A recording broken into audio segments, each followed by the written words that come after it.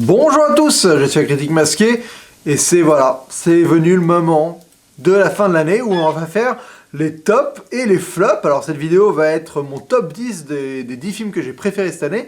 Alors ne vous faites pas avoir par les notes que j'ai données tout au long de l'année parce que c'est pas forcément... ça va pas être forcément dans cet ordre-là parce qu'il y a aussi des fois où je note en fonction du type de film, je note par film, mais au sein de l'année, il y a des films que j'aurais plus préférés que d'autres, et auxquels j'ai peut-être mis une moins bonne note que certains. Donc vous aurez sûrement des surprises. Ça, et deuxième chose, n'hésitez pas à me mettre dans les commentaires vos top 10, parce que ça m'intéresse de savoir quels sont les films que vous avez aimés cette année. Voilà, je trouve que je ne vous parle pas assez à vous, les gens qui me regardent, et je vous remercie de me regarder. J'ai repris cette chaîne en 2016 et j'ai eu plein d'abonnés en plus. Donc franchement, merci à vous de me suivre. Ça me fait chaud au cœur, et donc on va commencer tout de suite par le numéro 10. Donc le numéro 10, c'est un film que je n'ai pas commenté cette année, parce que je l'ai vu tard, et j'aime pas commenter les films quand je les ai vus un peu tard après tout le monde. De 1, parce que fondamentalement, je fais pas beaucoup de vues, c'est con à dire, mais voilà, sur les vidéos des films que je sors un peu tard, quand tout le monde a déjà fait leur critique dessus, que tout le monde les a déjà vus. Et en plus, parce que j'avais beaucoup de mal à faire une critique de ce film sans spoiler, et j'avais déjà eu des critiques, lues et vu des critiques dessus. Et j'aime pas non plus faire une critique quand j'ai été influencé par d'autres gens. Donc j'ai préféré pas la faire, mais ce film est dans mon top 10. C'est donc Premier Contact de Denis Villeneuve, avec je sais plus qui dedans, Amy Adams, je crois, je sais plus, bon, vous me connaissez, je suis nul avec les noms. Bref, Premier Contact, alors qu'est-ce que j'ai bien pu écrire dessus? Oui, Premier Contact, pour moi, c'est vraiment un beau film de SF, c'est un film de SF qui fait réfléchir, qui est pas là pour... voilà, c'est pas un film de SF type action, non, c'est un film de SF dans la dimension possibilité, réflexion qu'apporte la SF. C'est un film qui parle du langage, de la communication, du besoin de réussir à communiquer avec l'autre, du besoin de se parler. Donc il y a toute une... ça parle d'une histoire d'extraterrestres qui arrive sur Terre, et d'une linguiste qui est chargée par le gouvernement américain de rentrer en contact avec ces extraterrestres. Voilà, donc sont-ils là pour le bien, pour le mal, tout ça, je vais pas du tout spoiler ce film, mais en tout cas c'est vraiment un beau film de SF, calme, posé, réfléchi, intelligent, qui est là pour véhiculer un message important, qui est celui de la communication. Je trouve qu'il y a vraiment des phrases qui résonnent longtemps après que le film se soit terminé. Par exemple, moi, il y en a une qui m'a beaucoup intéressé, c'est celle où il dit justement que les Chinois apprennent potentiellement aux extraterrestres à communiquer grâce au Mahjong, donc un jeu, et elle dit justement que, parce qu'elle apprend à essayer de leur apprendre vraiment plein de concepts de mots pour communiquer avec eux, la linguiste, et elle dit, imaginez si toute votre communication était basée sur les échecs, vous apprenez, c'est-à-dire que chaque échange est une concurrence, un jeu, un échange, une compétition. Et donc ça explique toute cette manière dont la manière de concevoir un langage, une langue, peut influencer sa manière de penser et d'interagir avec l'autre. Et c'est vrai que c'est moi qui parle plusieurs langues, c'est vrai. Par exemple, petit moment perso de la chose, je parle japonais, enfin juste bien parler japonais, et le japonais c'est une langue qui se parle pas du tout comme le français, où tu n'es pas du tout clair dans la manière de t'exprimer, les choses sont pas du tout précises, et donc le fait de parler en japonais, tu ne penses pas de la même manière que le français. Voilà, et c'est vrai que ce film parlait de cette manière-là, de la manière dont tu dois apprendre, dont l'outil de communication influence sur ta manière de penser. Et elle, son but, c'est de penser d'une manière pacifiste pour réussir à entrer en communication de la manière la plus claire, accueillante et bienveillante possible avec ces extraterrestres, et d'avoir ces deux visions qui est celle des gens qui apprennent avec un jeu de militaire presque, enfin un jeu de guerre, de conflit comme les échecs ou le Mahjong, fait que tu n'as pas du tout les mêmes rapports et la même manière de concevoir les échanges. Et ça m'a beaucoup intéressé. Par contre, les deux petits points négatifs, je vais faire une micro-critique vu que j'en ai pas parlé. Il y a un point négatif que je trouve qu'il y a une ellipse qui arrive assez vite dans le film. Et c'est horrible parce qu'elle arrive, et en plus elle est narrée par un autre personnage pour faire vraiment passer le temps. Et c'est au moment où d'un coup tu devais dire genre oh là, ce qui va se passer, ça va être super intéressant. Comment ils vont réussir à mettre ça en image, et en fait ils ellipsent. Et tu sens qu'ils ont pas réussi à faire en sorte de vulgariser la chose assez facilement ou quelque chose comme ça. Et bref, au final, ça m'a un peu déçu que cette ellipse tombe à ce moment-là, parce que c'était le moment où vraiment il y avait moyen de faire un truc mais énorme. S'ils arrivaient à nous expliquer ce qu'ils essayaient de faire à ce moment-là, ils ont au final, aveu de faiblesse, ils ont pas réussi.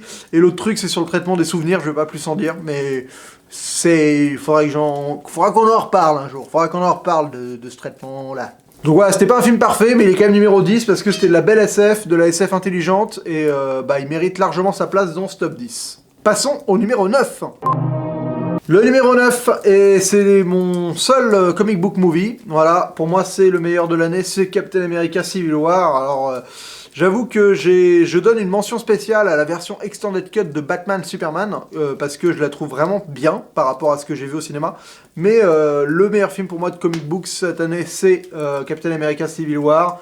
J'ai trouvé vraiment, ma critique est plutôt claire dessus, je trouvais que l'action était hyper bien foutue, nerveuse, bien filmée, lisible, dynamique. On ressentait vraiment le coup, la physique des choses de manière hyper bien foutue. Je trouve vraiment qu'ils ont trouvé un bon conflit pour les personnages. Ça se joue plus au niveau de l'affect. Voilà, on part d'un débat idéologique sur quelque chose d'assez vague et on rentre dans des duels concrets, personnels qui influent l'amitié pour Captain America, le deuil et la vengeance pour Iron Man. Et tout ça fonctionne vraiment bien avec tout un esprit un peu thriller, années 90, film d'action, un peu presque du James Bond ou du Mission Impossible. Enfin, c'est de l'action que je trouve assez minimaliste. C'est pour ça que les gens se plaignent en disant ouais, Civil War, au final c'est 6 mecs qui se battent sur un aéroport, c'est tout pourri. Et c'est justement cette partie-là que j'ai aimé, le côté où c'est pas la terre entière qui est en danger. Non, ça se joue sur des personnes et on est à l'échelle des gens et j'ai trouvé ça vraiment très bien. Donc Captain America, 9ème place. Alors numéro 8, c'est un film dont je n'ai pas parlé non plus parce que pareil, je l'ai vu super tard, j'avais déjà lu plein de trucs dessus, mais au final c'est un film qui m'a beaucoup marqué, c'est Sully de Clint Eastwood, pas Clint Eastwood, Sully, numéro 8. Et ce film, il a déjà la force d'être court, il fait 1h30 et c'est rare d'avoir un film qui fonctionne autant, qui a cette durée-là, et surtout il a un truc qui m'a touché personnellement, parce que c'est vraiment une forme d'exutoire au 11 septembre. Au final, ça m'a touché, mais vraiment au plus profond de moi-même, et je pensais pas que ça me toucherait à ce point-là. Vous la connaissez, l'histoire de Sully, c'est le mec qui a réussi à poser l'avion sur le Hudson, et donc il y a cette image du crash qui revient plusieurs fois dans le film, qui revient la deuxième fois qui revient, où vraiment on a l'ensemble du truc, voilà, où l'ensemble du truc avec l'évacuation des gens, les gens de New York qui viennent aider, les hélicoptères qui viennent sauver les gens. Et donc il y a tout ce récit tout ce crash qui se finit par le récit enfin c'est vraiment épique avec les gens qui se font sauver et j'avoue qu'au moment où il donne le compte des vivants à Sully en disant qu'ils ont perdu personne, j'ai chialé ma race quoi. Franchement ça m'a touché parce que je fais partie de cette génération qui a 10-11 ans a vu sur sa putain de téloche les tours en flammes et les avions rentrés dedans quoi. J'ai vu New York se prendre des avions dans la gueule, et d'avoir un film qui te sauve d'un accident d'avion dans New York, bah ça m'a touché quoi. Voilà, je pensais pas, mais ça m'a mis par terre. Parce que j'avais besoin d'avoir un moment positif avec cette imagerie-là. Et il l'a mise en scène, il a mis l'Amérique héroïque, l'Amérique qui sauve, l'Amérique qui se relève, et c'est con, mais ça m'a touché, ça m'a vraiment claqué quoi. Donc ça, j'ai trouvé ça vraiment beau. En plus, c'était pas à la fin du film, c'était vraiment au milieu, donc ça m'a surpris d'avoir toutes ces émotions qui m'ont touché au milieu d'un film. La deuxième chose que j'ai beaucoup aimé, c'est la fin. Je trouve que d'un coup, voilà, on change de problème. On a passé le côté héroïque le grand héroïsme, et on se reconcentre sur la personnalité de ce mec, de ce pilote, parfaitement interprété par Tom Hanks, parfaite, qui arrive à démontrer le b.a-ba des choses, qui est que vos simulations de merde, les gars, non. Une machine, c'est pas un humain, et quand vous prenez ça en compte, le critère humain, et bah, évidemment, vos simulations, elles servent à rien. Donc, très beau film de Clint Eastwood. J'ai 2-3 petites réserves. Je trouve qu'il y a 2 flashbacks qui arrivent un peu... je sais pas trop pourquoi ils sont là. Et c'est à peu près tout. Je trouve que la relation avec sa femme est juste et à la fois un peu redondante. Mais voilà, c'était les 2 petits trucs. Sinon, donc voilà, Sully, vraiment, très beau film. J'ai adoré Aaron Eckhart aussi dans le rôle secondaire. Voilà, donc Sully, 8ème place. Et donc en numéro 7, on a Allier. Voilà, donc j'ai fait une critique assez longue dessus. Mon avis n'a pas changé, c'est du grand cinéma classique. Enfin, j'aime tout dans ce film au final, j'aime vraiment tout. Je trouve qu'il y a des gens qui ont dit que les relations amoureuses n'étaient pas crédibles, qu'ils n'arrivaient pas à y croire. Alors je vais juste me justifier 2 secondes sur ma vision de cette relation amoureuse entre Brad Pitt et Marion Cotillard. Lui est clairement est clairement impressionné par elle au début, et donc c'est lui qui tombe amoureux, et elle en voit ça comme un moyen, un échappatoire, d'une certaine manière, à une certaine chose, et au fur et à mesure, elle va tomber amoureuse de lui, de ce que ça représente de sa vie avec lui. Mais elle joue un rôle à un moment, c'est pour ça qu'on peut trouver ça pas forcément... lui, totalement pas. Lui, il est fan de cette meuf, il est impressionné par elle, elle l'impressionne, et ça, on le sent dès le début de la mission. Mais ça vient un peu plus au fur et à mesure, c'est pour ça que c'est pas non plus un coup de foudre à l'ancienne, quoi. Mais bon, voilà, c'était ma petite justification, mais pour ce début où c'est une mission, enfin ça commence, le mec tombe en parachute, la mission commence, quoi. Et là, t'as une demi-heure de mission à Casablanca, c'est énorme, où ils sont passés pour l'un, pour l'autre des espions, enfin c'est trop bien. Pour cette guerre à Londres, magnifique, cette petite séquence d'action, cette fin de ouf.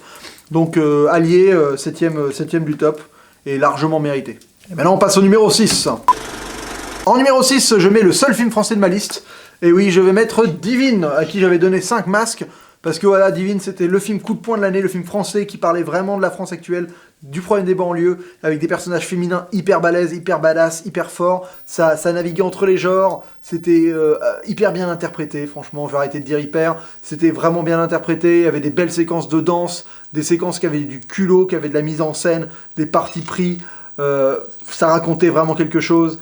Ça mettait ses couilles sur la table, ou c'est plutôt, ça se mettait, c'est justement, t'as du clito sur la table, ça mettait du clito sur la table. C'était un film qui avait du clito, et honnêtement, j'ai pris ma claque au cinéma, et je l'ai revu il y a pas longtemps, de loin, parce que quelqu'un le regarde à côté de moi dans le train, Batman pour pas le citer, et non, et voilà, j'ai retrouvé des moments vraiment qui te prennent aux tripes, et c'est du cinéma que je veux voir, c'est pas forcément du cinéma joyeux, c'est pas le problème, c'est dramatique comme film, mais c'est du cinéma qui te prend aux tripes, et donc Divine numéro 6. On passe au numéro 5, le top 5.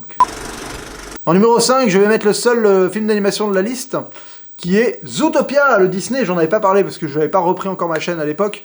Donc Zootopia, j'ai trouvé que c'était un truc de malade mental. Ce film est une bombe atomique. Ce film est un truc... C'est le film métaphorique de l'année, le film qui arrive à survoler un nombre... Enfin, pas survoler, à parler d'un nombre de sujets. Mais c'est ouf la manière dont il en parle, quoi. Parce que c'est un film qui aborde pas frontalement les choses. Qui peut pas... c'est une allégorie de plein de trucs, c'est une allégorie du djihadisme. Oui, je suis le seul mec à penser ça, j'ai l'impression, mais oui, c'est clairement une allégorie du djihadisme. Je peux développer si ça vous intéresse. C'est une allégorie clairement du racisme, du féminisme, du sexiste, mais ça ne... c'est pas frontal. Tu peux pas te dire, par exemple, sur l'allégorie raciste, tu peux pas dire, oui, les animaux féroces, là, les carnivores, c'est les noirs, et les autres, c'est les blancs, parce que, voilà, ils ont ça. Non, c'est pas, tu peux pas définir les rôles aussi facilement. C'est pas genre la ferme des animaux, où en fait, le cochon Napoléon, c'est Staline, et l'autre, c'est machin, et en fait, tu changes juste les rôles, et t'as compris le principe, ou genre Avatar, où c'est genre, bah, les Indiens et les Américains, et t'as compris. Non, là, dans Zootopia, tu peux pas, allégoriquement, tu peux pas dire juste c'est des remplacements de l'un ou l'autre. C'est juste que dans le récit, ça aborde tellement de trucs et les personnages changent un coup, les féroces vont être les noirs qui vont être discriminés aux États-Unis, et d'un coup, non, en fait, ça va être inversé parce que c'est eux qui sont en tête du pouvoir. Donc, en fait, ça représente aussi les blancs enfin, voilà, c'est vraiment, ça te fait voyager dans plein de pensées et ça te parle de plein de sujets hyper importants dans la société actuelle, mais de manière magistrale, franchement, en termes d'allégorie et de métaphore, je trouve que c'est le film le plus abouti de l'année et de très très loin, le tout étant magnifiquement illustré dans un film qui est bourré de détails, dans un univers qui est franchement à regarder visuellement splendide, avec des détails partout, voilà, le monde des souris, enfin plein de détails évidemment à la Pixar, à la Disney, formidable, et dans une enquête policière qui tient grave la route, qui est hyper intéressante, tu t'investis dedans et tu kiffes ce film, et moi j'ai kiffé, et j'en suis ressorti à me dire putain mais ça balance du message de ouf, quoi. Mais sur le djihadisme, mais t'as pas un meilleur film là-dessus de l'année, quoi. C'est Zootopia, le meilleur film qui parle du djihadisme. C'est quand même, ça trouve le fion, quoi. Excusez-moi pour avoir dit un gros mot, mais pour moi ça me trouve cul. On va passer au niveau 4. Le numéro 4, c'est The Neon Demon de Nicolas Winding Refn. Alors j'ai fait une critique, je sais plus si elle était bien ou pas. En tout cas, voilà, ça fait partie des films qui te prennent aux tripes aussi. Une vraie expérience sensorielle, dans le sens où ça te bouge les sens. Et les sens, ça, je veux bien te dire, déjà à la vue, t'en prends plein les mirettes avec des séquences avec du trombinoscope dans la tronche, des tableaux magnifiques. Il y a vraiment voilà, c'est le genre de film qui fait du bien à voir en salle quand t'es immergé dans ta atmosphère, les lumières s'éteignent, l'écran s'allume, et là tu vois des choses que tu vois pas tous les jours. Et ça c'est bien. Elle Fanning, j'ai trouvé formidable. Expérience auditive aussi, la musique, il y a plein de morceaux qui déchirent, la BO est ouf, la musique de fin, je la kiffe. Je crois que c'est de Sia, la musique de fin. Il y a tout ça. Le propos est hyper intéressant, ça utilise l'imagerie de la mode, mais à la fois pour te parler de la mode et de la pub, mais tu vois jamais le résultat final, enfin les résultats du shooting, tu utilises cette imagerie pour critiquer quelque chose et rendre totalement abject et absurde ce que tu critiques tout en l'utilisant, enfin c'est hyper malin. Le sujet est intéressant aussi sur le narcissisme, sur le rapport à la beauté et la folie que ça peut engendrer et la manière dont on peut ne plus être soi-même et tout ça. Franchement, voilà, Neon Demon, Winding Grave, j'avais adoré Drive, adoré. J'avais beaucoup aimé Valhalla Rising, j'avais pas trop aimé Only God Forgive, j'avais pas réussi à rentrer dedans. Et là, celui-là, je suis rentré dedans, et quand ce mec fait un truc où moi j'adhère, quand il arrive à me prendre, et franchement, il m'envoie un endroit qui est très intéressant. Et donc je le remercie pour cette 4ème position, voilà, je lui dois ça. On va passer au numéro 3. Numéro 3, c'est un western, c'est le Tarantino de l'année, c'est The Hateful Eight, les 8 salopards, qui honnêtement m'a aussi foutu une bonne claquosse dans ma gueule de mec qui kiffe Tarantino. Voilà, Tarantino, je suis un grand fan, comme les 3/4 des gens qui aiment le cinéma, normalement, voilà, tu peux pas... Il y a plein de gens qui commencent un peu à le critiquer d'ailleurs, je suis assez surpris. J'ai pas encore construit mon argumentaire pour le défendre. En tout cas, Hateful Eight, ça fait partie de ces films aussi, je rends hommage dans ce top aux films qui sont des vrais films de cinéma, et The Hateful Eight, pour moi, c'est ça. Déjà, il y a tout connement le choix du format. J'ai fait la séance spéciale à Paris, en 70 mm avec une entracte, et c'est vraiment un truc de cinéma, quoi. T'es là dans la salle, déjà, il y a une opening, c'est juste la musique d'Ennio Morricone pendant 3 minutes, 5 minutes sur l'écran, il y a rien d'autre. T'as juste marqué opening avec de la musique, déjà tu rentres dans le film, boum. Après j'ai trouvé l'intrigue mais super intéressante, hyper pareil, je me suis investi dans le truc, j'ai essayé de comprendre ce qui se passait, je trouvais les personnages formidablement écrits, les dialogues sont de ouf, t'as des séquences de malade, la séquence où Samuel Jackson il pousse le vieux à dégainer son truc parce qu'il lui dit que son fils lui a sucé la bite et tout, enfin c'est vraiment des dialogues de malade avec de la tension. J'ai vraiment aimé l'intrigue, les retournements de situation, tout le côté mystérieux, un peu côté Agatha Christie m'a beaucoup plu, les changements de point de vue, à la Tarantino, avec des retours en arrière, des retours sur des nouvelles perspectives, ça m'a beaucoup plu. Les personnages sont géniaux, il y a toute une allégorie de l'Amérique avec tous ces personnages qui représentent chacun un quelque chose dans l'Amérique du moment, avec ce contexte de guerre de sécession, avec voilà, la réhabilitation des Noirs qui viennent d'être indépendants, la lettre de Lincoln, il y a plein de choses, quoi, franchement, et d'avoir voilà, un aspect cinéma de 70 mm, je revoyais l'image qui scintillait comme à l'époque de la pellicule, il y avait une entracte, enfin c'était vraiment, j'ai pris une séance de ciné qui déchirait, quoi, et donc pour ça il mérite d'être en 3ème position. J'aurais peut-être, voilà, ce genre de film j'aurais découvert en DVD, je pense que je serais passé à côté, mais largement, genre, ça m'aurait peut-être, enfin, il aurait fallu vraiment que je m'investisse, là au moins au cinéma ça m'a pris, quoi, et voilà, c'est pour ça que je vais au cinéma, c'est pour des films comme The Hateful Eight, et donc j'ai kiffé ma race et je le mets en numéro 3, et on va passer au numéro 2. Bon, numéro 2, j'en ai parlé il y a pas longtemps. Rogue One, Star Wars Story, voilà, moi j'ai adoré, je fais partie de la team Rogue One, il y en a plein qui commencent à essayer de le défoncer, qui disent que les personnages les a pas intéressés, qui disent qu'ils ont pas compris l'histoire, qu'il y a eu des reshoots et qu'on sent que le film il est tronqué et tout ça. Moi honnêtement, je suis un gosse, je me suis fait avoir du début à la fin par le trip.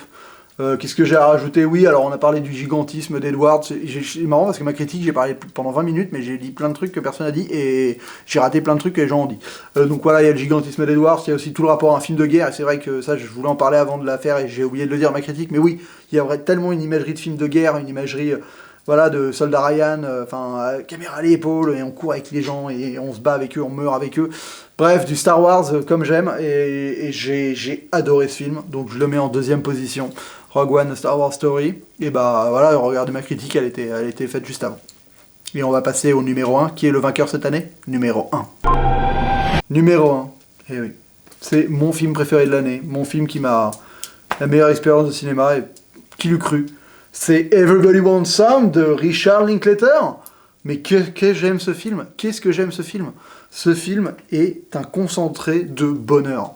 Et pour moi, ça fait partie des films, je le mets aussi en numéro 1 parce que c'est les films les plus difficiles à faire.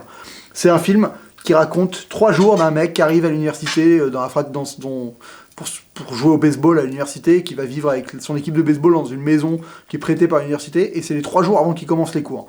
Donc c'est entre délire de potes, compétition entre potes, dragouille de gonzesse et sport.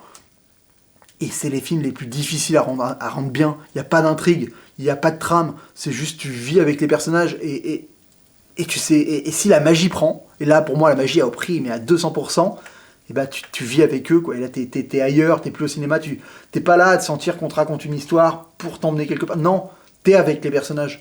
Et c'est tellement bien foutu, les acteurs jouent tellement bien, c'est tellement drôle. C'est drôle, mais en étant pas genre fait pour être drôle, c'est drôle parce que t'as l'impression d'être avec une bande de potes qui déconnent entre eux, et quand tu vois ce moment où tu es au resto avec tous tes potes et vous vous marrez, quoi. Chaque phrase que l'un dit, elle te fait marrer parce qu'il y a tellement une osmose entre potes. Et bah là, ce film, c'est ça. T'as l'impression d'être au resto avec tes 10 potes où vous êtes déjà tapé 2 bouteilles de rouge, vous êtes un peu murgé, et et tout ce que l'un va dire va être construit par un autre pour être drôle. Et il y a une osmose de mecs qui s'aiment, et c'est ça ce film. C'est des mecs qui s'aiment pas forcément, mais qui vont s'aimer, qui s'aiment. C'est de l'amitié, et c'est tellement bon. Et après, voilà, c'est la nostalgie, c'est l'Amérique des années 80, c'est le début de la vie, début, moment où tu quittes chez toi, tu arrives dans un nouvel endroit, l'université, c'est le début de l'indépendance pour les Américains. Ça raconte tout ça, les années 80, je l'ai déjà dit. C'est trop bien, quoi. Je l'ai re-regardé il y a pas longtemps, et c'est tellement du bonheur en barre. Merci, Monsieur Linklater, pour ce film. Franchement, vous m'avez fourni un cadeau, c'était formidable. Donc il mérite largement sa place en numéro 1, parce que voilà, ça fait partie de ces films qui sont touchés par la grâce. Pour moi, il n'y en a pas des masses, avec très peu de moyens, bah voilà, la magie opérée. Sur moi, c'est le meilleur film de l'année. Pour moi, c'est un film qui se passe avec 10 mecs dans une fac américaine reconstituée années 80, quoi. Il n'y a pas de mouvement de caméra compliqué, il n'y a rien de compliqué dans ce film. C'est simple, c'est limpide et c'est humain. C'est fondamentalement sincère. On sent que le mec, il a mis ses souvenirs, il a réussi à les retranscrire d'une manière mais tellement organique et tellement impactante. Bref, j'ai kiffé. Voilà. C'était ça mon top 10. Dites-moi ce que vous avez pensé de mon top 10, soit votre top 10. N'hésitez pas à vous abonner. Il y aura une vidéo qui va couvrir aussi le flop 10. Et écoutez, ça a été un grand plaisir de revenir sur cette chaîne cette année. Je vous balance un petit message pour vous dire que franchement, la chaîne grandit, il y a des sketchs avant chaque film, ça a l'air de vous plaire. J'essaie d'arriver avec des gros programmes qui vont débarquer, mais je essaie de le faire très bien, donc ça prend un peu de temps. Il va y avoir un disséquage sur les braquages qui va arriver. J'aime beaucoup les disséquages, j'espère que ça va vous plaire. Voilà, si j'ai un peu de temps en 2017, j'essaierai de faire d'autres programmes. Il y a un compte film aussi qui va arriver. Des trucs comme ça, j'ai pas énormément de temps parce que j'ai d'autres choses à faire que cette critique masquée. Mais écoutez, ça me fait extrêmement plaisir d'être suivi. Je gagne en abonnés chaque jour. Et ça me fait chaud au cœur, voilà, parce qu'il y a des grosses critiques YouTube qui font des critiques, qui parlent exactement comme moi, qui sont vues par des centaines de milliers de personnes. Et moi, d'être vu par 200-300 personnes, c'est déjà formidable. Donc je vous remercie énormément de vous être abonné à ma chaîne. Je vous invite à vous abonner si vous ne l'avez pas été, à liker cette vidéo ou pas, je sais pas. Apparemment sur YouTube, c'est important de demander tout ça. Et je vous dis à la prochaine vidéo. Et d'ici là, bonne toile!